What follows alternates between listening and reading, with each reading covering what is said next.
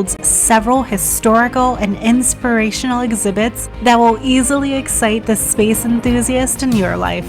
The Kennedy Space Center is broken down into a few different mission zones: Heroes and Legends, Behind the Gates, Race to the Moon, Shuttle a Ship Like No Other, and NASA Now Plus Next.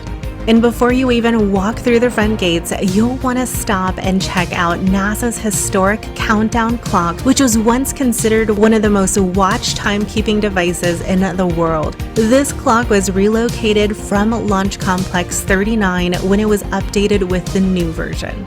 Also outside the gates is the famous NASA insignia and the John F. Kennedy fountain with his famous challenge to go to the moon by the end of the 1960s. Once you do walk through the gates, one of the first mission zones that you'll come across is Heroes and Legends. And the first attraction that you'll see in Heroes and Legends is the U.S. Astronaut Hall of Fame, where you can learn the lives of these space heroes through this amazing exhibit. You'll first start by hearing about the qualities that make a hero. Then you'll move into another spectacular media room where you'll see an amazing presentation that will make you feel like you're right in the middle of the action throughout history. Afterwards, you'll walk straight up to a real Mercury Redstone rocket suspended from the ceiling. Then make your way downstairs to get a closer look at the individual exhibits highlighting each one of the characteristics that make a hero.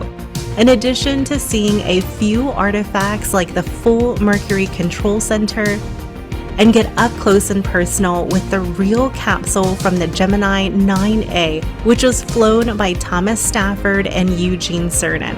Once you're done, you'll make your way into the U.S. Astronaut Hall of Fame, where you can remember and honor the men and women space travelers who were inducted. This Hall of Fame was created by the original Mercury 7 astronauts, and the inductees are selected by a special committee of the Astronaut Scholarship Foundation. Once you walk out of the U.S. Astronaut Hall of Fame, you'll walk straight into our next attraction, which is the Rocket Garden.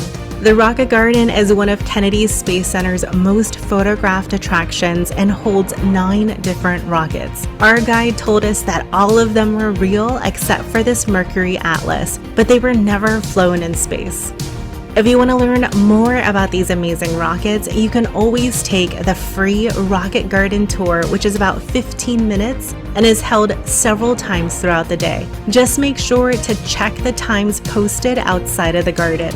Right next to the Rocket Garden is the brand new complex Gateway, the deep space launch complex that explores the future of space travel and highlights everything that is currently happening right now in the space program. This gigantic building is a sight to see with its color-changing tiles. And before you even step in, make sure to check out the moving wayfinder signs that are located just outside the front doors. These wayfinders were developed by NASA's Jet Propulsion Lab and use NASA's Deep Space Network to locate the positions of planets, satellites, the ISS, and celestial bodies in the universe in real time.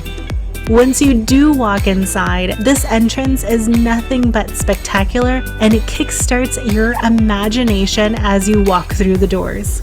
On the first floor of the Gateway complex, you'll find everything from the Orion EFT-1, the Exploration Mission Launch Game, and the SpaceX Cargo Dragon COTS that were the first commercial spacecraft to deliver and return cargo from the ISS. Right next to the SpaceX capsule is the Boeing CST-100 Starliner mock-up capsule and the cockpit of the Starliner. Here, you can jump into a flight simulator and practice the approach and the docking of the Starliner to the International Space Station. On the other side of the room is where you'll see the Boeing spacesuit, which was constructed by Adam Savage, who you may know from the popular Discovery show, The Mythbusters. This Boeing spacesuit also features a kiosk controller where you can virtually try on the gloves and try your hand at a few simple tasks. If you walk behind the Boeing spacesuit, you'll walk into the Lockheed Martin Space Habitat, where you can walk into a full-scale mock-up showing you what a moon-orbiting habitat could look like. Just across the way from the Lockheed Martin